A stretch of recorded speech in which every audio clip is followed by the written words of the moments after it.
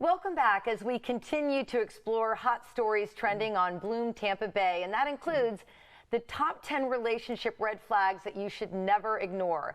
Joining us now to continue the conversation is embodiment expert Sandy Sembler. Sandy, it is great to see you again. So good to see you. So you are an expert in relationships. I know that you help so many couples. So talk to me about some of the red flags that you say we should never ignore. Well, basically what I love is to work with people in the very beginning, right? Those red flags is like, what does your body feel when you're around this person? I mean, really, is your body, do you feel tense? Do you feel excited?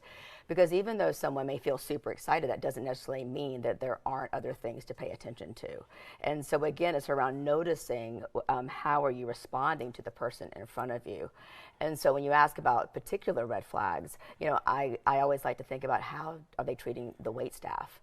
And I say that out of my own personal experience, because in how someone will treat a wait staff will actually maybe be indicative of how they're going to treat, you know, anyone. And I know it seems so simple, but how we do everything, anything is how we do everything. Isn't that really interesting? I love that. And I've worked with you one-on-one before, and people might be going, well, what is an embodiment coach? What does that exactly mean? But it's teaching somebody how to listen to their body. I think there's a great book out there that everybody's buzzing about. It's called The Body Keeps the Score. Absolutely, yeah. And the body does keep the score. And the body can tell you sometimes what your mind is overriding.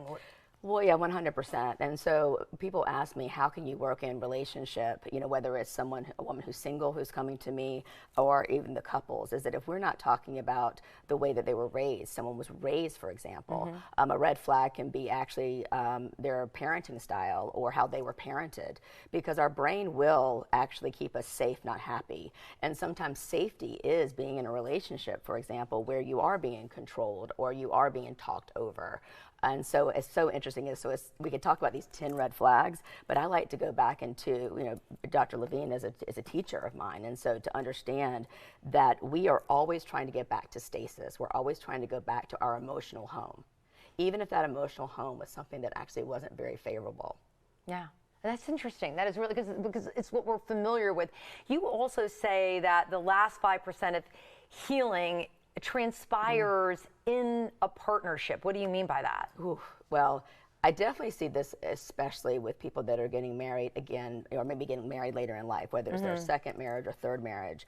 What I mean by that is that we can heal up to a certain point, but it's actually quite easy to be single. Because when we're going to be in partnership, as you know, we're going to have those triggers that come up. And then a great partnership, one that's at a soul level, this sacred union, will come by how you're going to actually workshop those things out to actually go to a deeper relationship.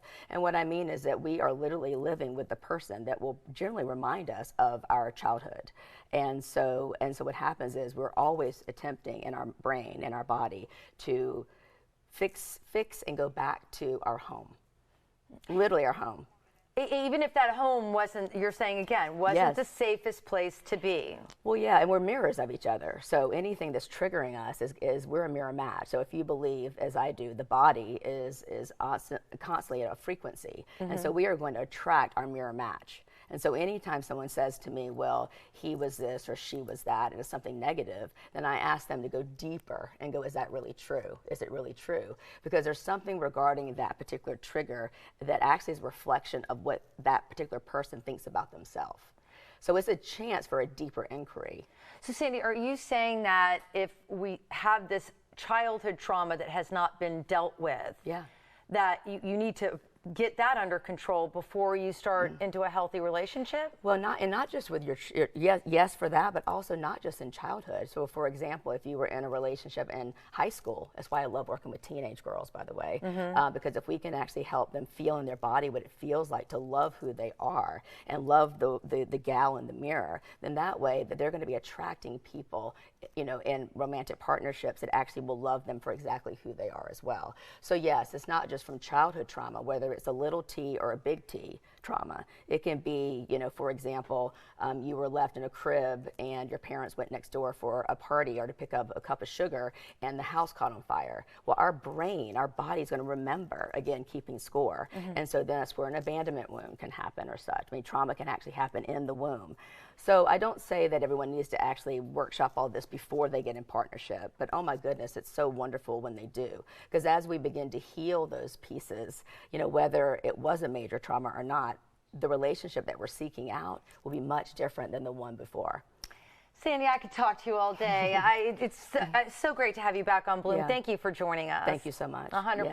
We're going to share this story on Bloom Tampa.